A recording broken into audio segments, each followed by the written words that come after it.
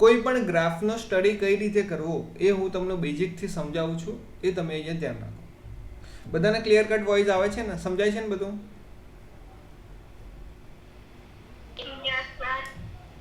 Okay. તો જો always graph જે આપણે પ્લોટ કરીએ છીએ ફિઝિક્સની અંદર યા કેમિસ્ટ્રીની અંદર, કોઈ બી ગ્રાફ આવશે, ઓલવેઝ ગ્રાફમાં વાય વર્સિસ એક્સ લખેલું હશે. વાય વર્સિસ એક્સ મીન્સ કે વાય વિરુદ્ધમાં એક્સ. આને કેટલી રીતે બોલી શકાય? વાય વર્સિસ એક્સ યા फिर વાય વિરુદ્ધમાં એક્સ. જે પહેલી વસ્તુ અહીંયા દર્શાવી હોય, જેમ કે અહીંયા આપણને ક્વેશ્ચનમાં કીધેલું છે ન્યુક્લિયોન દીઠ બંધન ઉર્જા વિરુદ્ધમાં પરમાણુ દરાંક. હવે તમે લોકો મને કહો કે ન્યુક્લિયોન દીઠ બંધન ઉર્જા, તો ખાલી બંધન ઉર્જાનો સિમ્બોલ શું હતો? EB. પણ ન્યુક્લિયોન દીઠ હોય તો EBN. વિરુદ્ધ એટલે કે એરો આપણે વાપરી દેવાનો. પરમાણુ દરાંક એટલે કે પરમાણુ દરાંકનો સિમ્બોલ કેપિટલ A છે. આપણે બધાને ખ્યાલ છે પરમાણુ દરાંક is equals to proton plus neutron. આ બધાને ખ્યાલ હશે. તો EBN વિરુદ્ધ A નો દોરવાનો છે. તો વાય એક્સિસ ઉપર આપણે કયું મૂલ્ય લખીશું? તો જુઓ, એને કમ્પેર કરો આપણે વાય વર્સિસ એક્સ સાથે. તો વાય જે છે એની જોડે મેચ થાય છે EBN એટલે કે ન્યુક્લિયોન દીઠ બંધન ઉર્જા, અને એક્સ જે છે એ મેચ થાય છે A સાથે. એનો મતલબ એવો થયો કે એક્સ અક્ષ ઉપર આપણે A દર્શાવવાનો એટલે કે પરમાણુ દરાંક દર્શાવવાના, અને વાય અક્ષ ઉપર EBN ન્યુક્લિયોન દીઠ બંધન ઉર્જા દર્શાવવાની. આ બેઝિક સ્ટેપ થઈ ગયું. કોઈ પણ ગ્રાફ હોય, વાય વિરુદ્ધ એક્સ હોય, પહેલું જે હોય વાય એક્સિસ ઉપર હોય, બીજું હોય એક્સ એક્સિસ ઉપર દર્શાવવું પડશે. હવે આપણે EBN નો મતલબ શું એ થોડું બતાવી દઉં તમને. તો આપણે EB શોધતા તમને શીખવાડ્યું હતું, યાદ હશે. કોઈ એક ન્યુક્લિયસની અંદર અમુક પ્રોટોન હશે, Z હશે, અમુક ન્યુટ્રોન હશે. તો પ્રોટોન અને ન્યુટ્રોનની સંખ્યા જે બી હોય એ બધા પ્રોટોન ન્યુટ્રોનને છૂટા પાડી દેવા હોય તો જે ઉર્જા છે એને બંધન ઉર્જા કહેવામાં આવશે.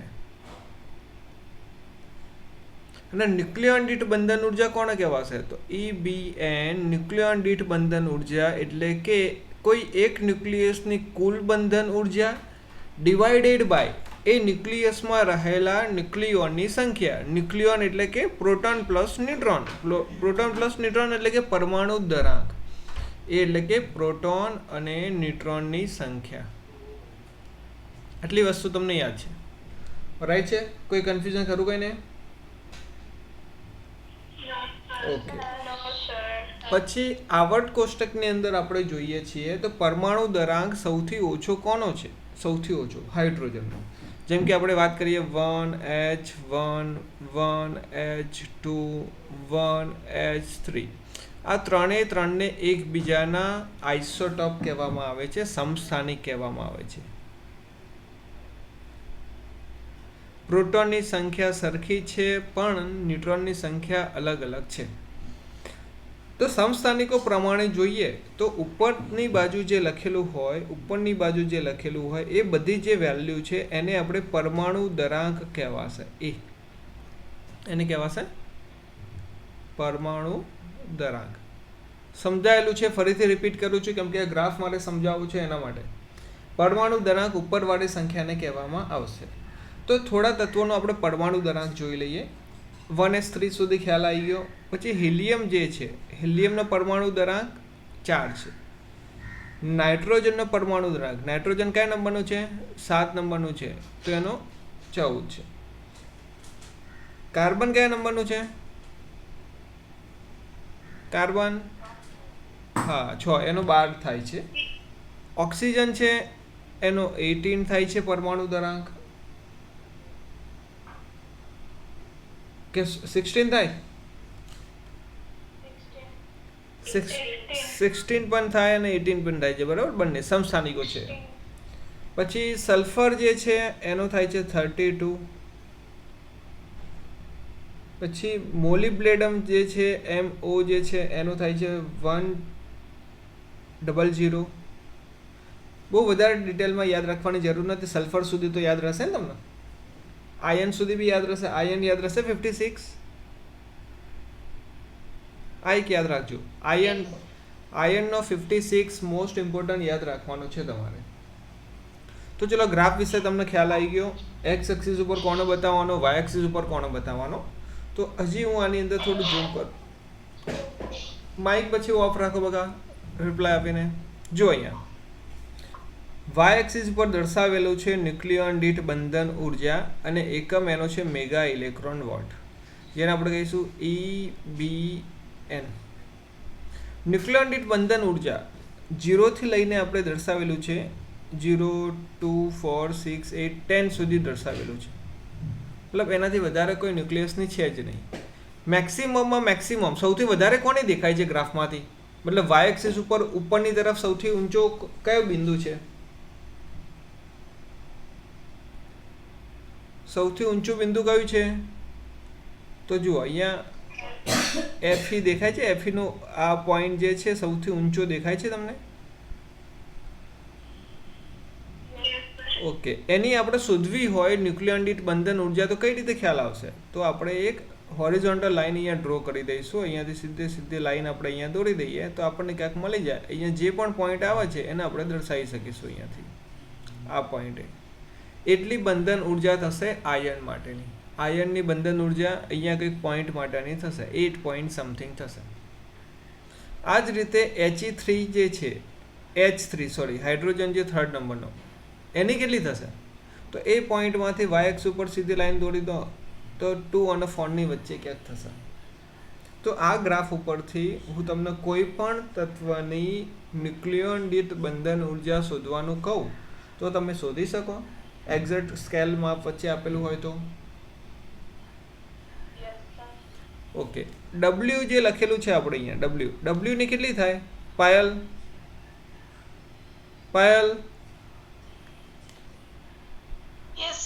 W ની ન્યુક્લિયોન દીઠ બંધન ઉર્જા કેટલી થાય?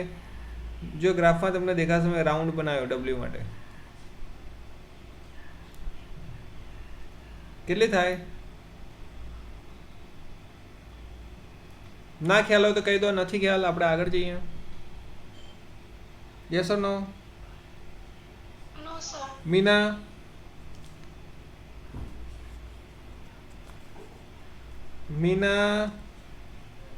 જલ્દી કહી દો ને યસ કે નો. નો કહી દો એટલે હું સમજી જઈશ કે નથી ભાવતું. આપણે આગળ જઈશું, શીખવાડીશું જલ્દી.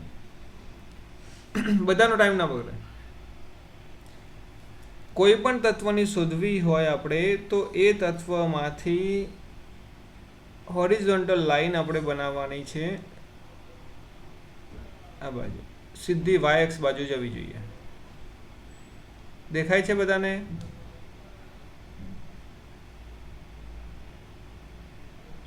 જો 8 ની થોડીક નીચે પહોંચે છે તો 6 અને 8 ના વચ્ચે થોડુંક એક 7 પોઈન્ટ સમથિંગમાં આવશે એની વેલ્યુ.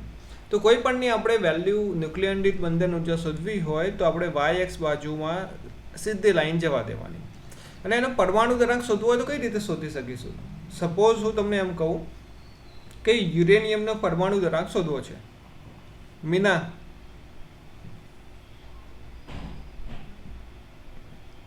યુરેનિયમનો પરમાણુ દરાંક શોધવો છે તો કઈ રીતે ખ્યાલ આવશે? વિશાલ? કઈ રીતે ખ્યાલ આવશે? પરમાણુ દરાંક કઈ બાજુ આપેલું છે? નીચેની બાજુ આપેલું છે તો એમાંથી સીધી લાઈન આપણે દોરવાની નીચેની તરફ. અહીંયા જે પણ વેલ્યુ આવશે એને પરમાણુ દરાંક કહેવાશે. લાઈન દેખાય છે ને? આ યુરેનિયમનો પરમાણુ દરાંક થઈ ગયો જે આપણને કીધેલું છે 238. મતલબ પરમાણુ દરાંક શોધવો હોય તો એક્સ અક્ષ ઉપર સીધી લાઈન દોરવાની, કેમ કે પરમાણુ દરાંક એક્સ અક્ષ ઉપર આપેલો છે. જો ન્યુક્લિયોન દીઠ બંધન ઉર્જા શોધવી હોય તો એ વાય એક્સ ઉપર આપેલો છે તો કોઈ બી બિંદુમાંથી સીધી લાઈન વાય એક્સ બાજુ દોરી દો જ્યાં મળે છે એને આપણે ન્યુક્લિયોન દીઠ બંધન ઉર્જા કહેવાશે. 2 સ્ટેપ મેં તમને શીખવાડ્યા. કોઈ પણ બિંદુ આપેલું હોય તો એના પરથી એની ન્યુક્લિયોન દીઠ બંધન ઉર્જા અને પરમાણુ દરાંક કઈ રીતે શોધવો. એક એક્ઝામ્પલ આપું છું, એનો આન્સર આપવાનો છે.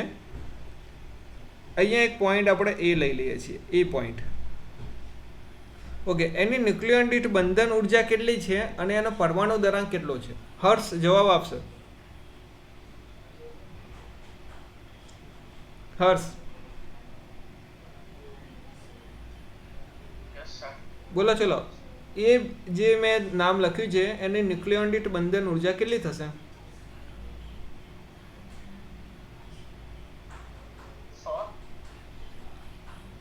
ન્યુક્લિયન દીઠ બંધન ઉર્જા કઈ બાજુ લખેલું છે ગ્રાફમાં એ મને કહો તો. કેટલું થાય? 4. અને પરમાણુ દરાંક?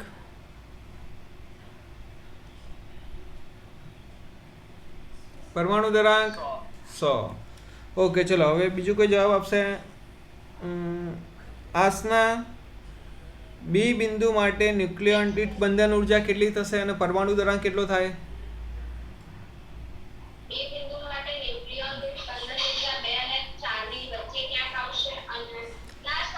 બે જ આવશે. હા, ઓકે. તૃપ્તિ, સી બિંદુ માટે કેટલું થશે બોલો?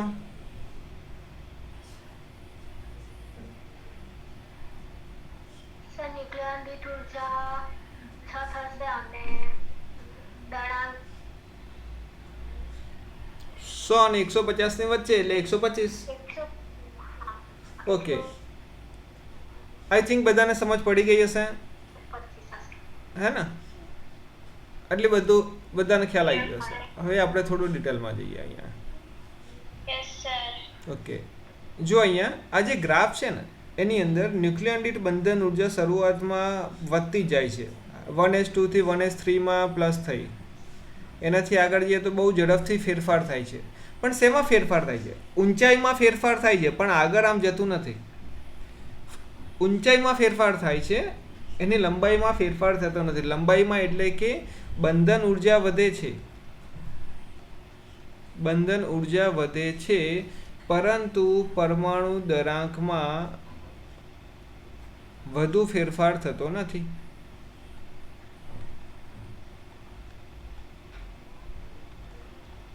બીજી વસ્તુ ક્યાં સુધી એવું થાય છે તો જુઓ, 6 નંબર ઉપર અહીંયા આ જે તત્વ છે કયું છે? અહીંયા HE વાળું દેખાય છે, HE લખેલું, He⁴. હિલિયમ સુધી, હિલિયમ તત્વ જે છે એનો પરમાણુ દરાંક 4 છે, તો પરમાણુ દરાંક 4 થાય ત્યાં સુધી ન્યુક્લિયન દીઠ બંધન ઉર્જા વધતી જાય છે. ત્યાં સુધી ન્યુક્લિયન દીઠ બંધન ઉર્જા વધતી જાય છે. એના પછી શું થયું? 4 થી પછી એના પછી જો પરમાણુ દરાંક વધારે ફેરફાર થાય છે તો ન્યુક્લિયન દીઠ બંધન ઉર્જામાં ઘટાડો આવે છે, પાછું નીચે આવી જાય છે. ઓકે, એના પછી આપણે જોઈએ પછીનું તત્વ આવે છે તો કાર્બન તત્વનું જ્યારે આવે છે તો કાર્બન તત્વની ન્યુક્લિયન દીઠ બંધન ઉર્જા પાછી વધે છે. કેટલા સુધી પહોંચી જાય છે? 7 પોઈન્ટ સમથિંગ સુધી પહોંચી જાય છે. પછી કાર્બનથી પછી નાઇટ્રોજન માટે થોડીક નીચે આવે છે, ઓછી થાય છે. પાછું ઓક્સિજન માટે વધી જાય છે, O16 માટે વધી જાય છે, પછી O18 માટે પાછી ઘટી જાય છે. એના પછી સલ્ફર તત્વ સુધી જઈએ તો ક્રમશઃ વધારો થાય છે. વચ્ચેના જે તત્વો નથી આપે એનામાં વચ્ચે ક્યાંક આવી જશે, પણ આપણે એ જોવાનું નથી. અહીંયા જે મેઇન તત્વો કયા છે કે જેના કારણે વધારો અને ઘટાડો થતો હોય એ જ દર્શાવ્યા છે, તો એના ઉપર જ આપણે ફોકસ રાખવાનું છે. 32 સુધી આપણે ગયા સલ્ફરમાં, 32 સુધી પ્લસ થયો. એના પછીનો ફેરફાર જુઓ, એના પછી સલ્ફરથી Fe સુધીની વાત કરીએ તો ઊંચાઈમાં વધારે ફેરફાર નથી થતું, પરંતુ પરમાણુ દરાંકમાં વધારે ફેરફાર થઈ ગયો. કેટલો ફેરફાર થઈ ગયો? જો અહીંયા સલ્ફરમાં 32 છે અને આયનમાં 56 છે, તો 56 માઇનસ 32 કેટલા થશે? 24 થશે. ઓકે, પરમાણુ દરાંકમાં 24 નો ફેરફાર થઈ ગયો. જ્યારે ન્યુક્લિયન દીઠ બંધન ઉર્જામાં કેટલો ફેરફાર છે? બહુ ઓછો ફેરફાર છે. અહીંયાથી આટલો જોવા જઈએ બહુ ઓછો ફેરફાર થયેલો છે.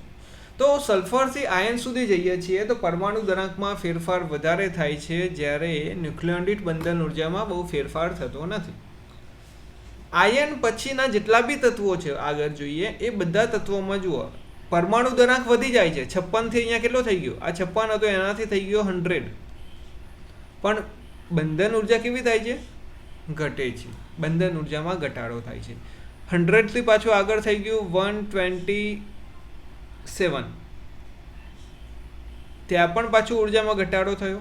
ઉપરનો ગ્રાફ નીચેની તરફ આવવા લાગ્યો.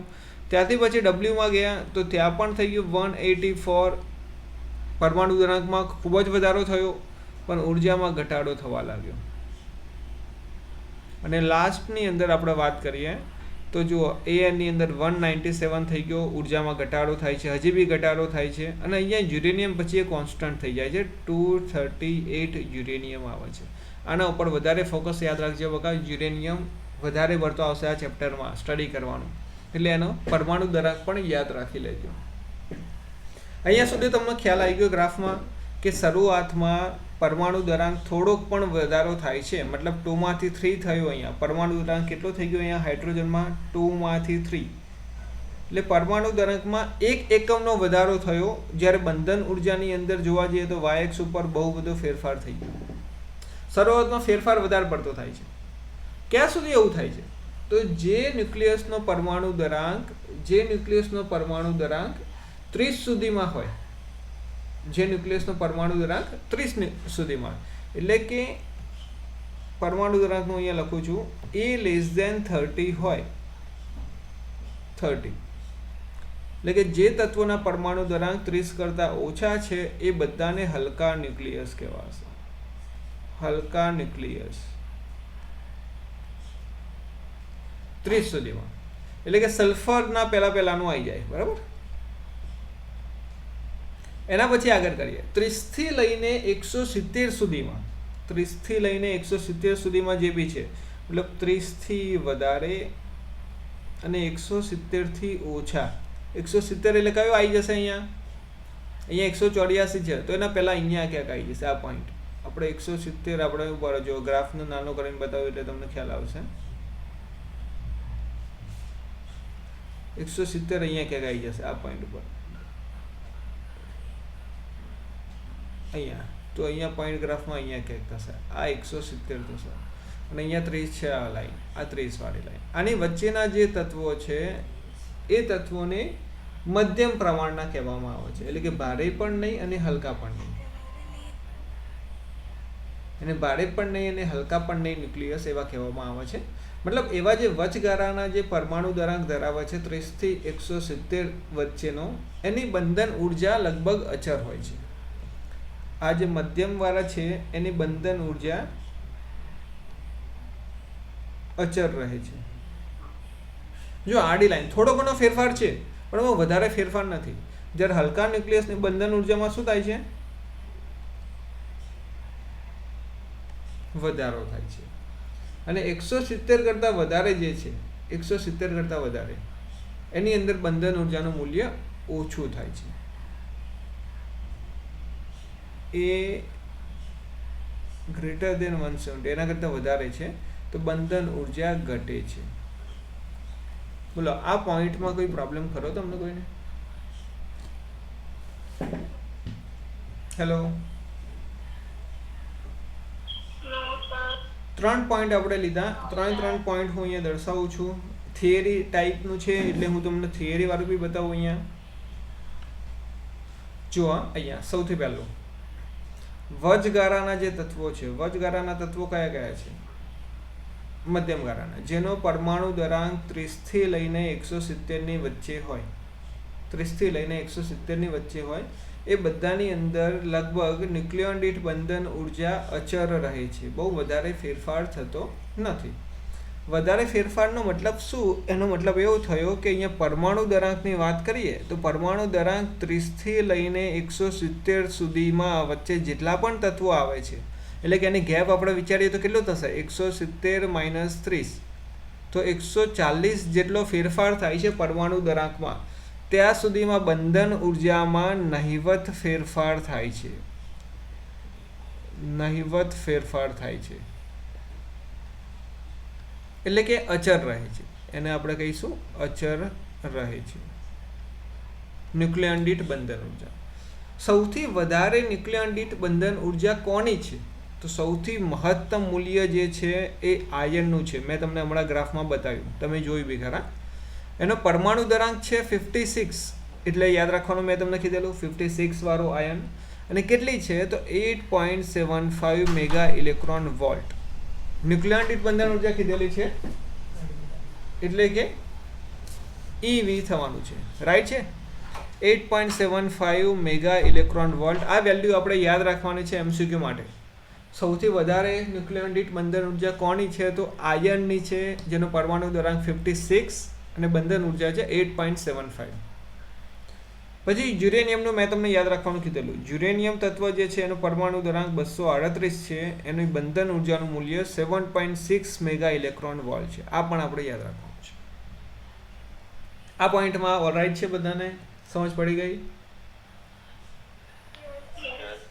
વચ્ચેના જે તત્વો છે 30 થી 170 ત્યારબાદ જોઈએ આપણે હલકા ન્યુક્લિયસ જે છે. આ બધું મેં પહેલા સમજાવ્યું, પણ આ થિયોરેટિકલ રીતે હું તમને બતાવું છું. હલકા ન્યુક્લિયસ જે છે જેનો પરમાણુ દરાંક 30 થી ઓછો છે, અને જે ભારે ન્યુક્લિયસ છે એનો પરમાણુ દરાંક 170 કરતાં વધારે છે. મતલબ રેન્જ આપણે કેટલી યાદ રાખવાની? 0 થી અહીંયા નીચે લખું છું, 0 થી પહેલાં તો 30, 30 થી 170 અને 170 કરતાં વધારે. તો અહીંયા પહેલો ભાગમાં આવશે હલકા ન્યુક્લિયસ, અહીંયા આવશે મધ્યમ, અને અહીંયા કહેવાશે ભારે ન્યુક્લિયસ. 170 કરતાં વધારે હોય તો એને ભારે કહેવાશે. એ બંને માટે બંધન ઉર્જાનું મૂલ્ય ઓછું હોય છે. મતલબ 0 થી 30 સુધી જઈએ તો બંધન ઉર્જાનું મૂલ્ય Fe કરતાં તો ઓછું જ હોય છે, અને 170 કરતાં આગળ જઈશું તો પણ બંધન ઉર્જાનું મૂલ્ય આયન કરતાં ઓછું હશે, એટલે કે 8.75 કરતાં તો ઓછું હશે જ. આલેખ પરથી એવું કહી શકાય કે 1s2 ના ન્યુક્લિયસની ન્યુક્લિયર દીઠ બંધન ઉર્જા સૌથી ઓછી છે અને આયન માટે સૌથી વધારે છે. 2 પોઈન્ટ યાદ રાખવાના. કોઈ બી ગ્રાફ ગમે ત્યારે તમે કરતા હોય તો મેન ફોકસ y અક્ષ x અક્ષ, પછી એમાં મેક્સિમમ વેલ્યુ કઈ છે, મિનિમમ વેલ્યુ કઈ છે. તો મેક્સિમમ વેલ્યુ કોના માટે છે? આયન માટે છે, અને મિનિમમ વેલ્યુ છે અહીંયા 1h2 હાઇડ્રોજન 2 છે એટલે ડ્યુટેરિયમ કહેવાશે, એના માટે છે. હલકા ન્યુક્લિયસની સ્થાયીપણા માટે, મતલબ જે હલકા ન્યુક્લિયસ છે ને એની અંદર પ્રોટોન ઇઝ ટુ ન્યુટ્રોન, મતલબ પ્રોટોન અને ન્યુટ્રોનની સંખ્યા કેટલી હોય છે તો 1:1 હોવું જરૂરી છે. એટલે કે જેટલા પ્રોટોન હોય એટલા જ ન્યુટ્રોન હશે એની અંદર. જે પણ હલકા ન્યુક્લિયસ છે એની અંદર જેટલા પ્રોટોન હોય છે એટલા જ ન્યુટ્રોન હોય છે. જ્યારે જે ભારે ન્યુક્લિયસ છે એની અંદર એ ગુણોત્તર વધી જાય છે, અને ન્યુટ્રોન ઇઝ ટુ પ્રોટોનનો ગુણોત્તર થઈ જાય છે 3:2. એટલે કે 3 ન્યુટ્રોન હોય ને એની સામે 2 પ્રોટોન હશે. કોની અંદર? ભારે ન્યુક્લિયસની અંદર. યાદ રાખજો. મતલબ આ રેશિયો બી યાદ રાખવાનો ફોર MCQ પર્પઝ. કઈ પોસિબિલિટી કીધી? હલકા ન્યુક્લિયસની અંદર neutron to proton ratio, neutron is to proton 1:1. ભારે ન્યુક્લિયસની અંદર 3:2, અને મધ્યમની અંદર કોઈ વેલ્યુ એવી ફિક્સ છે નહીં, એવરેજ વેલ્યુ હશે, જેટલા હશે એટલા ને એટલા જ રહેવાના છે. તો આ એક બીજો પોઈન્ટ થઈ ગયો. હલકા ન્યુક્લિયસનો તમને ખ્યાલ આવી ગયો અહીંયા સુધીમાં. જે રેશિયો કેટલો હોય છે, હલકા ન્યુક્લિયસની રેન્જ કેટલી છે તો <30, ભારે ન્યુક્લિયસમાં <170. અહીંયા સુધી કોઈ કન્ફ્યુઝન હોય તો કહો મને.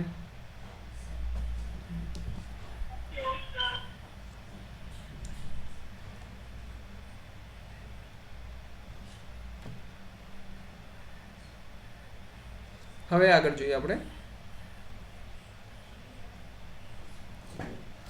ન્યુક્લિયર બળ સમજાવીને લક્ષણો જણાવો. ન્યુક્લિયર બળ સમજવાની જરૂર કેમ પડે છે એ જોઈએ. તમને ખ્યાલ હશે કે ન્યુક્લિયસની અંદર પ્રોટોન અને ન્યુટ્રોન રહે છે. આવું ન્યુક્લિયસ આપણે બનાવી દીધું. તો પ્રોટોન હોય છે અને ન્યુટ્રોન હોય છે, પરંતુ પ્રોટોન એ ધન વીજભાર ધરાવે છે. ધન વીજભાર ધરાવતો હોય તો ધન વીજભાર અને ધન વીજભાર વચ્ચે અપાકર્ષણ થાય છે, એ પણ તમને ખ્યાલ હશે.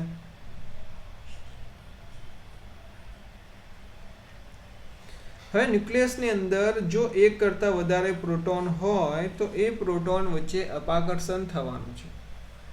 અપાકર્ષણ થાય તો એકબીજાથી દૂર જવાનું ટ્રાય કરે છે, એકબીજાથી દૂર જવાનું ટ્રાય કરે છે.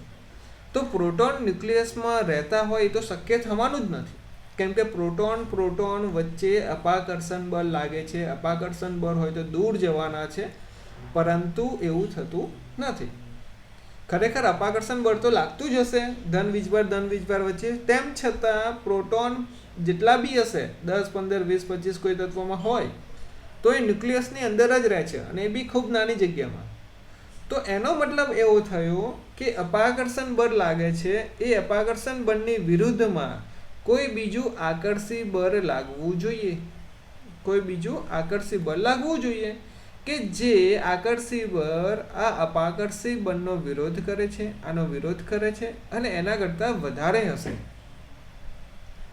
સપોઝ આપણે વિચારીએ કોઈ એક વસ્તુ છે, કોઈ માણસ આ બાજુ ખેંચે છે, ચલો 5 ન્યૂટન લગાવે છે, રાઈટ છે, પણ આની ઉપર કોઈ અસર થતી નથી. 5 ન્યૂટન લગાવે છે તો પણ આ બ્લોક આગળની તરફ જતો નથી. તો એનો મતલબ એવો થયો કે વિરુદ્ધ દિશામાં એની ઉપર કોઈ બીજું ફોર્સ લાગતું હશે.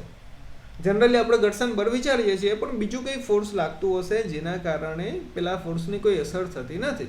તો અહીંયા પણ એ જ સિચ્યુએશન ક્રિએટ થવાની, બીજું કોઈ આકર્ષી બળ લાગતું હશે, અને એ જે આકર્ષી બળ લાગે છે એ આકર્ષી બળને કહેવામાં આવે છે ન્યુક્લિયર બળ.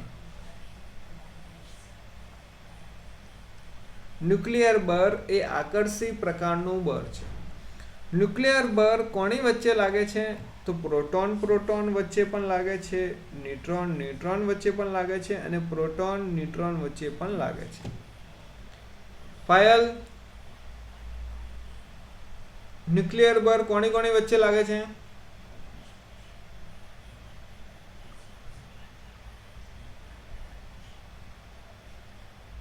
પાયલ,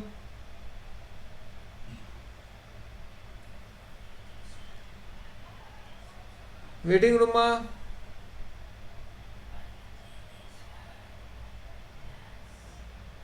મિતેશ,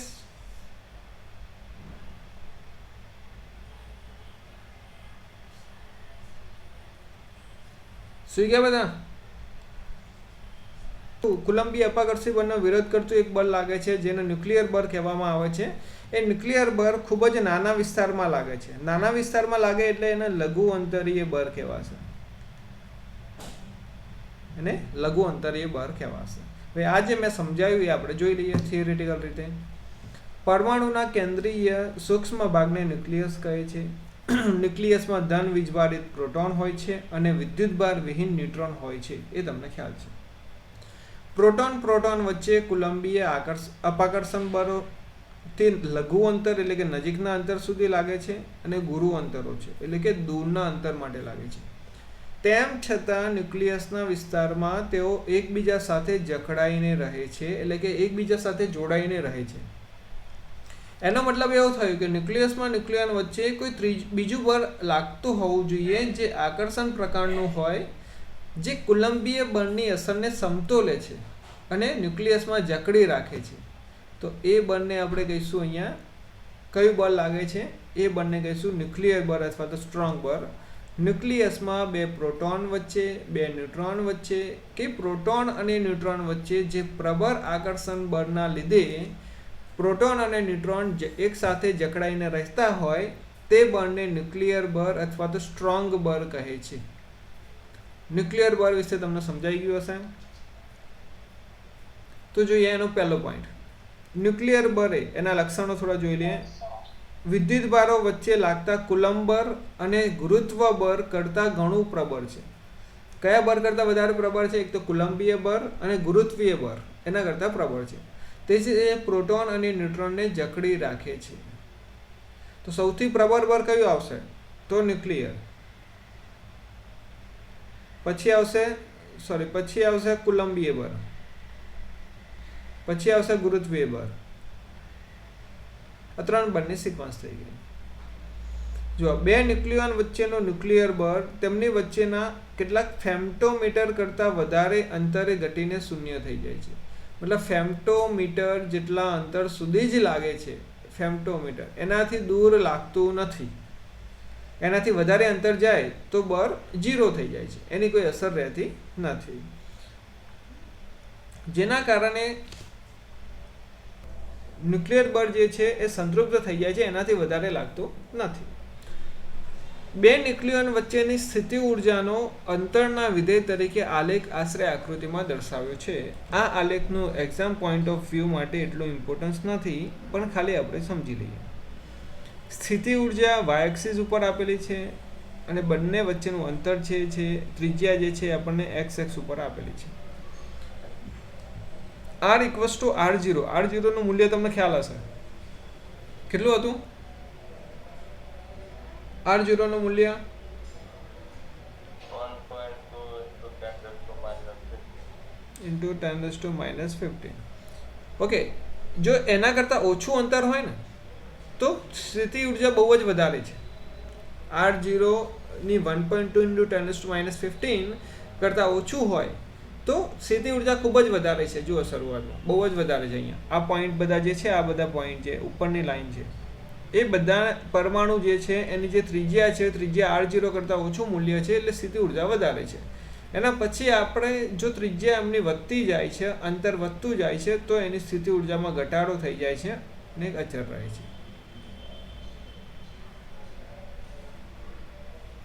જો આગળ જોઈએ, અહીંયા તમે લોકો ઝૂમ કરજો તો તમને ક્લિયર સારું દેખાશે. હું ઝૂમ કરું તો થોડું પેલું સ્પ્રેડ થઈ જશે. આલેખ પરથી આપણે જોઈ શકીશું કે R0 ની વેલ્યુ અહીંયા આપેલા ગ્રાફ માટે કેટલી છે? 0.8 ફર્મી મીટર, એટલે કે 0.8 × 10⁻15, 1.2 ની જગ્યાએ. માટે સ્થિતિ ઉર્જા લઘુત્તમ સૌથી ઓછામાં ઓછી કેટલી છે? તો 0.8 સુધી છે. આનો મતલબ એવું થાય કે 0.8 ફર્મી મીટર કરતાં વધારે અંતરો માટે આકર્ષણ પ્રકારનું બળ છે અને ઓછા અંતરો માટે અપાકર્ષણ પ્રકારનું છે. જે બળ લાગે છે એ કેવું છે? તો 0.8 ફર્મી મીટર કરતાં વધારે અંતર હોય તો આકર્ષણ પ્રકારનું છે, એટલે સ્થિતિ ઉર્જા અચળ રહે છે. અપાકર્ષણ પ્રકારનું હોય તો સ્થિતિ ઉર્જામાં વધારો હશે. ન્યુટ્રોન ન્યુટ્રોન વચ્ચે પ્રોટોન પ્રોટોન અને પ્રોટોન ન્યુટ્રોન ત્રણ કન્ડિશન કીધેલી. NN PP and PN વચ્ચે ન્યુક્લિયર બળ લગભગ સમાન હોય છે. એમની વચ્ચે ન્યુક્લિયર બળ સરખું હોય છે. ન્યુક્લિયર બળનો આધાર વિદ્યુતભાર ઉપર નથી, એટલે કે એની ઉપર વિદ્યુતભાર હોય તે જરૂરી નથી. ધન વિદ્યુતભાર, ઋણ વિદ્યુતભાર એ હોવું જરૂરી નથી. ન્યુક્લિયર બળ માટે સપોઝ ન્યુટ્રોન છે, ન્યુટ્રોનની ઉપર તો કોઈ વિદ્યુતભાર છે જ નહીં, તે તટસ્થ છે. તેમ છતાં NN વચ્ચે ન્યુક્લિયર બળ લાગે છે. પ્રોટોન પ્રોટોન વચ્ચે પણ બળ લાગે છે. પ્રોટોન ધન વીજભારિત છે, બીજો પણ ધન વીજભારિત, તેમ છતાં લાગે છે. ન્યુટ્રોન તટસ્થ છે, એની ઉપર કોઈ વીજભાર નથી, અને પ્રોટોન ઉપર ધન વીજભાર છે. મતલબ ન્યુટ્રોન પ્રોટોન એકની ઉપર વીજભાર છે, બીજાની ઉપર નથી, તેમ છતાં તેમની ઉપર ન્યુક્લિયર બળ લાગે છે. એટલે કે ન્યુક્લિયર બળ લાગવા માટે કોઈ પણ પ્રકારનો વિદ્યુતભાર હોવો જરૂરી નથી. ન્યુક્લિયર બળ હંમેશા આકર્ષી પ્રકારનું હોય છે. હંમેશા આકર્ષી પ્રકારનું હોય છે, એટલે કે આકર્ષણ જ લાગે. ન્યુક્લિયર બળ કોઈ દિવસ અપાકર્ષી પ્રકારનું હોતું નથી, તો હંમેશા આકર્ષણ પ્રકારનું છે. અને કોઈ સરળ ગાણિતિક સ્વરૂપ નથી, એટલે કે એનું કોઈ કેલ્ક્યુલેશન ફોર્મ્યુલા કે મેથડ એવું કંઈ જ છે નહીં. આપણે ખાલી સમજવાનું છે, યાદ રાખવાનું છે. એનું કોઈ ગાણિતિક સ્વરૂપ નથી. બોલો, અહીંયા સુધીમાં કોઈ કન્ફ્યુઝન ખરું કોઈને?